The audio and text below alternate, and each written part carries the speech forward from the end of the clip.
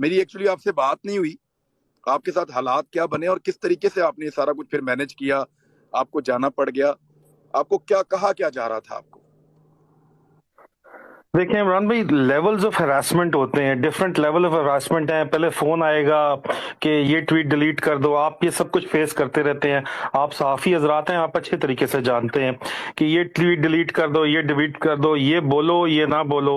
उसके बाद लोग आपको विजिट करते हैं, आके आपके पास आके बैठ जाते हैं कि सर आप ये गलत कर रहे हैं, ये मत बोलें, इसको इस तरह बोलें। उसके बाद फिर आपको मुख्तलिफ दफ्तरों में बुलाया जाना शुरू कर दिया जाता है। लेवल्स ऑफ हरासमेंट इंक्रीज किए जाते हैं आपकी रिजॉल्व को देखते हुए। अगर आप बाज नहीं आ रहे तो बाज तो इमरान भाई, मैं तो और आप जो है, हम हक सच की लड़ाई लड़ रहे हैं। और मेरी तो आपको भी आपके माँ बाप ने यही सिखाया है। और हमारे मेरी माँ जो है, वालिद साहब की तो 95 में वफात हो गई थी। मेरी माँ तो जो है वो आर्डेंट सपोर्टर है हक और सच की। वो मैं तो उनके नाम से फिर ट्वीटें भी करता रहता हूँ। और दरमियान में अगर मैं कोई जरा करने लगूं, जरा डिप्लोमेटिक बनने लगूं, तो मेरी उनसे बेइज्जती होती है कि तुम इंसान के बच्चे बनो, हक सच की बात करो। तो वो फिर मैं हक सच की बात तो मैं करता रहा, क्योंकि ये तो मैं आपको बताऊं, मैं आपको एक छोटी सी मिसाल देता हूं। मैं तोरखम पे, मैं वॉर जोन में था 2010 में। मेरे ऊपर 3 आईडीज हुई है, खुदकश हुआ जिसमें मैं जख्मी भी हुआ। अब ये मंगल बाग के इलाके में मैं वहां पे लड़ा था।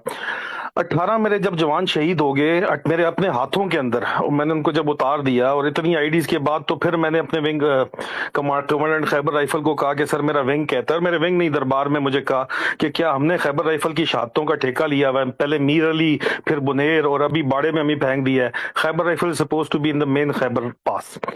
मैंने जब उसको ये कहा तो उसने मेरा विंग ट्रांसफर कर दिया। 1 विंग से मुझे इधर भेजा, मैं 2 विंग कमांडर था, हमें तोरखम भेजा, तोरखम वालों को फोर्ट सैलब भेज दिया बाड़े के अंदर। अभी ये एक ही एजेंसी है, और एक ही एजेंसी के अंदर मैं देखे इधर से जब उधर गया हूं तो वहां माहौल और था। उन्होंने कहा जी विंग कमांडर का तो हिस्सा होता है 70 लाख जो है वो हर जुमे के जुमे 3 करोड़ महीना है सर। अगर आपने लेना है तो लें, नहीं लेना तो तब भी आपकी जिंदगी इधर मुश्किल है। 1 महीने टोटल में जो उन्होंने वहां पे रहने दिया, मेरी जिंदगी अजाब बना दी। और जब मैं बहुत ज्यादा तंग आया और जब बहुत मशरा आया तो मैंने अपनी माँ को कहा, मैं जानता था कि पैसे जो है बैंक में तो जाएंगे नहीं, पेटियों में जाएंगे। तो मैंने कहा जी सब कहते हैं कि सिस्टम से पंगा मत लो, यहाँ पे चल रहा है सिस्टम, अगवान ट्रांजिट ट्रेड रूट के ऊपर उधर जाता है माल, वहां से कंटेनर खुलते हैं, ट्रकों में लोड होते हैं, वापस अंदर आ जाते हैं। खैबर हाउस में इंतजाम पूरा चल रहा होता है, खासादार फोर्स उसको कंट्रोल करती है पॉलिटिकल एजेंट के अंदर। मैंने कहा जी ये चक्कर है, मैं यहाँ पे फंसा हुआ हूँ, मैं ऑलरेडी वॉर जोन से आया हूँ, बहुत ज्यादा जंग देख के आया हूँ, मैं अभी ये दोबारा मुझे फेंक देंगे वहां पे, मैं क्या करूं? मेरी माँ ने मुझे कहा कि बेटा पानी की बाल्टी भरी हो ना तो उसमें कतरा अगर पेशाब का पड़ जाए तो बाल्टी पलीत हो जाती है, तू उस तरह करके तू रिजाइन दे दे। एंड दैट इज वेयर मैंने पहला अपना रिजाइन दिया। 5वां रिजाइन मेरा एक्सेप्ट हुआ, फुल एंड बैन। हम अपने एप्लीकेशन फॉर वॉलंटरी रिटायरमेंट को रिजाइन कहते हैं। तो 5वां रिजाइन मेरा एक्सेप्ट हुआ, और 5वें उसके बाद मुझे फुल एंड बेनिफिट 21 साल की सर्विस के साथ, फुल ऑनरेबल सर्विस के साथ मैं वहां से निकला। उन्होंने मुझे फिर भी कहा कि एक वॉर जोन काटोगे, तो सवात में मैंने आखिरी काटा उसके बाद फिर। तो उस पर कहने का मकसद ये है कि वालदा मेरी हमेशा से एक बहुत ड्राइविंग फोर्स रही है, हमेशा से मेरे पीछे। तो ये जब मामलात ये जब खराब हुए बहुत ज्यादा, तो यहाँ पे भी मैंने अपनी वालदा को बताया कि मुझे बहुत ज्यादा तंग किया जा रहा है, प्रेशराइज किया जा रहा है। मैं अभी इमरान खान को सपोर्ट करने के चक्कर में, और खान साहब से मेरा एक पुराना दिली रिश्ता है, उनकी शौकत खानम की फंडिंग से मेरा उनके साथ तल्लक है। हम कुछ 3-4 दोस्त हैं जो सारी उम्र उनके साथ रहे, आज दिन तक जो है उनके करीब करीब रहे हैं। तो एक हमारा तल्लक उनके साथ दिली तल्लक भी है, और दूसरा कौन नहीं चाहता कि यार ये रॉटन सिस्टम, ये स्टिंकिंग रॉटिंग सिस्टम से हमारी जान छुटे। ठीक है, कॉन्स्टिट्यूशनल सुप्रीमेसी हो, हम बनाना रिपब्लिक बन गए हैं, कोई हमारी भी इज्जत हो। वो इज्जत पहली दफा सर, मैं इंटरनेशनल ट्रैवलर हूं अपनी बेगम की वजह से भी, तो पहली दफा मुझे इज्जत वो फील हुई जिस वक्त इमरान खान आया, प्राइम मिनिस्टर बना। मुझे वाकई वो मैं ग्रीन पासपोर्ट है, मैं पाकिस्तानी नेशनल, मेरे पास नेशनलिटी नहीं है बाहर की। मैंने जब वो रखता था मैं बाहर के एयरपोर्ट्स पे जाके, तो पहली दफा यूके के पासपोर्ट इमिग्रेशन ऑफिसर, मुझे अभी भी याद है, उसने मुझे रोक के पूछा कि so now Imran Khan is your prime minister, what do you think of him? मैंने उसको सिर्फ एक बात की कि मैं ये समझता हूं कि इस पासपोर्ट के ऊपर मुझे फख्र होगा, I will be proud of this passport because of Imran Khan. तो मतलब एक इमोशनल अटैचमेंट है। फिर सर इमरान खान के धरने में 130 दिन में से कोई 100 दिन तो हम गए, स्पेशली जिस दिन वो आंसू गैस चले, फायरिंग हुई, हम वहां पे मौजूद थे, सर्विंग ऑफिसर्स थे हम, हमें किसी ने नहीं फौज में मना किया कि क्यों जा रहे हो, क्यों नहीं जा रहे हो। एक पूरी आपको डायरेक्शन दी गई कि ठीक है जी, ये ठीक है, ये हक के ऊपर है, सच के ऊपर है, बाकी चोर हैं। बहरहाल सर, जब ये इस एक हिस्ट्री है ना मेरी, मैंने को ओवरनाइट नहीं उसको सपोर्ट करना शुरू कर दिया, मैं बचपन से उसको सपोर्ट कर रहा हूँ, ठीक है। मेरा एक नजरिया है और मैं उसी नजरिए के ऊपर कायम हूँ।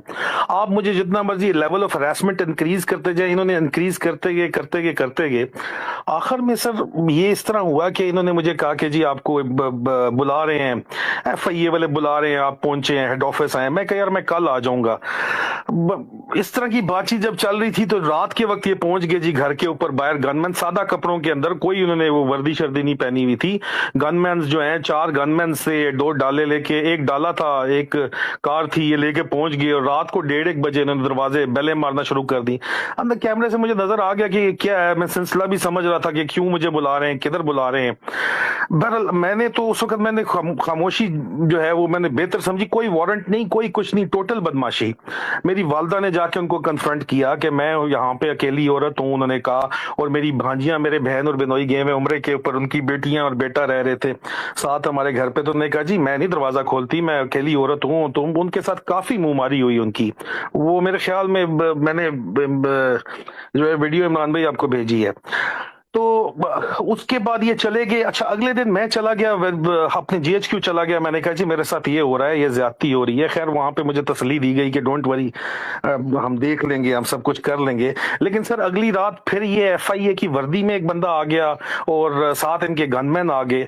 अच्छा, मुझे अंदाजा था कि ये दोबारा आएंगे, तो वी वर रेडी, हमारे गार्ड्स रेडी थे, मेरे गार्ड्स रेडी थे। बेसिकली मैं बिजनेस करता हूँ, मैं DHA का लैंड प्रोवाइडर हूँ, इसलिए मेरे पाकिस्तान में बहुत ज्यादा मेरा टाइम गुजरता है। मैं DHA के लिए काम करता हूं, तो मेरी उस सिलसिले के अंदर गार्ड्स वगैरह मेरे पास काफी होते हैं। तो मेरे गार्ड सीधे हो गए, इनको ओवर पावर। मेरी वालदा आ गई, मोहल्ले की खवातीन आ गई, उन्होंने बातें सुनाई कि कोई वारंट दिखा दो। उन्होंने कहा जी हमने घर की तलाशी लेनी है और मेजर आदिल को लेके जाना है, मेजर भी नहीं, आदिल को लेके जाना है। वर्दी में अफसर था FIA का।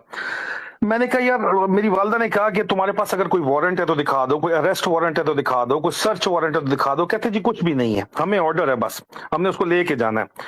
अभी ये दरमियान में सिचुएशन ऐसी बन गई कि इधर से भी गनमैन, उधर से भी गनमैन। तो सर इन्हीं के अंदर से महकमे से मुझे पता चला कि सर 8 डबल केबन आ रही हैं, हर डबल केबन में 4-4 बंदे बैठे हुए हैं और ऑर्डर ये है कि कम वक्त में आपको उठाना है, आपका मोबाइल लेना है, उसकी स्कैनिंग करनी है, उसमें डालेंगे कुछ ना कुछ, आप पे ट्रीजन का चार्ज, कोई ना कोई चार्ज डाल के आपको बंद करने के पक्के ऑर्डर्स हैं।